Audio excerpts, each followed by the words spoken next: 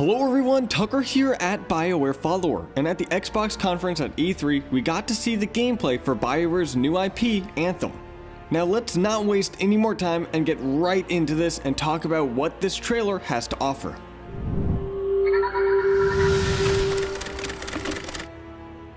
Now this video isn't going to be a standard breakdown, but more along the lines of pointing out things that you might have missed as well as some of the key moments. If you want to check out the full gameplay in all of its glory, make sure to check out the gameplay video on Anthem's official YouTube channel, which will be linked in the description down below.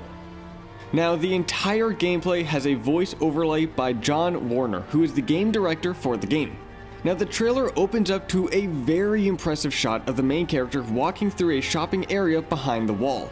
We see the character look up and see a gigantic robotic animal walking through, which looks very similar to a tall neck from Horizon Zero Dawn, and we see this creature pop up later on in the gameplay.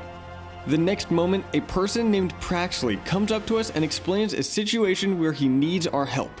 He tells us that he hired some people to do a job for him and they are now in trouble, and he is now asking us to go out and help them.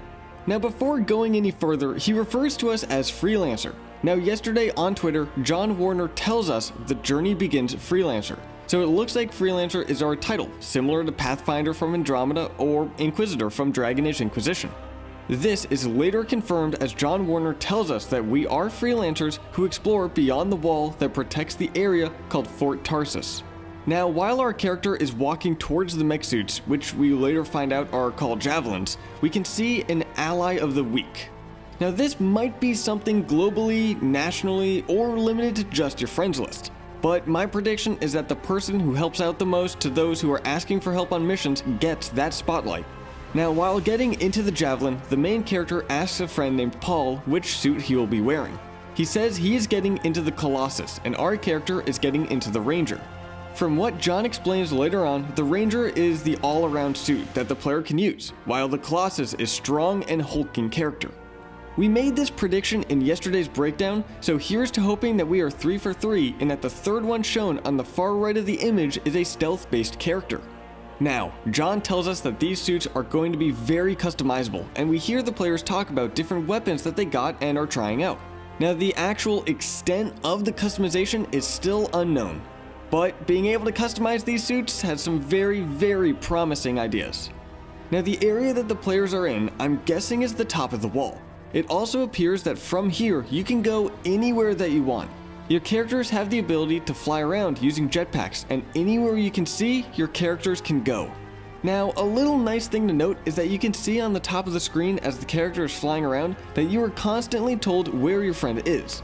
It's a nice thing to have, and it's also pretty cool that it doesn't take up half the screen like it does in some other games. Now I'm going to do a quick pause here, and we see a pack of something running through the water. We don't know exactly what these things are, but they look very similar to rhinos, as it appears that they have tusks in the front of them and from how their body is shaped. The character then sprints through the jungle, and I want to use this time to talk about just how beautiful this all looks. The scenery is gorgeous and very lifelike. You can really see the developers pushing the Frostbite engine as much as they can, as this scenery looks amazing. John tells us that the world of Anthem is hostile and that threats can attack us from any angle. We see the bear-like creature from the teaser trailer fighting some small wolf-like animals, and the characters aren't yet ready to fight it and decide to go after him some other time. From what John said, however, I'm predicting that there will be enemy creatures that can attack you from the sky as well as beneath you. As we see later on, our players can dive into the water. And speaking of which, we see our character diving into the water.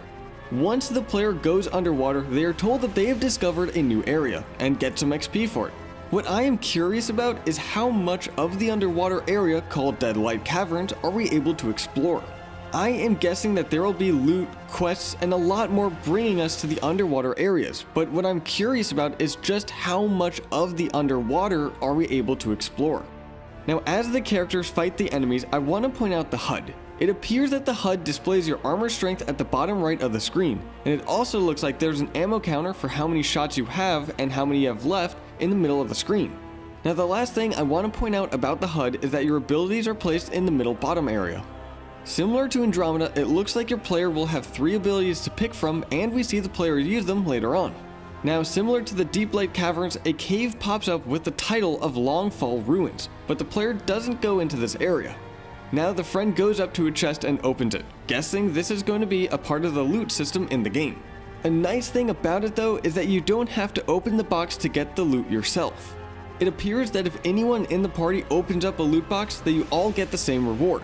Now what exactly Brinium shards are used for, we have no idea. Now the player ends up coming across some more enemies, and we are told that they are called scars. From the little bits that we've been shown about them, they are short things that have spikes or sticks protruding from their back, and they have glowing red eyes. It also looks like they have some technology, as we see one walking around in a robotic suit.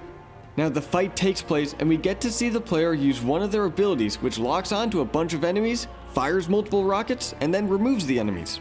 Now the player runs into a gold glowing orb that gives her a weapon.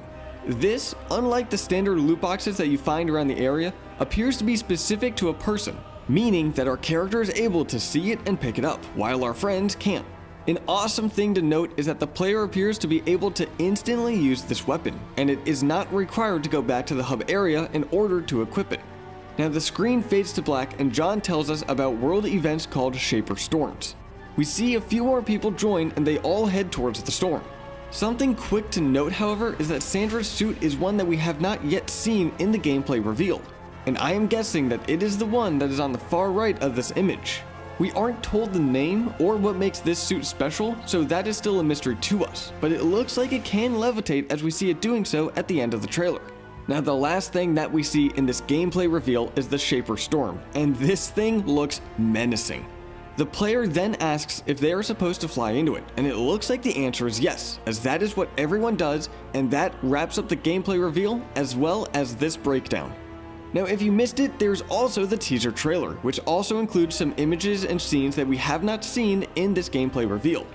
If you want to check it out yourself, the video for that is on this channel as well as a breakdown of it. So what do you think of the gameplay trailer? Are you pumped to know more about this game? Let us know in the comments down below, and while you are there, give this video a like and hit that subscribe button, and I'll see you in the next video. If you are a fan of video game themed t-shirts, check out InsertCoinClothing.com, where you can get t-shirts themed around Mass Effect, Uncharted, Pokemon, and other games as well. To get 20% off on your order, use the promo code ICMEF20.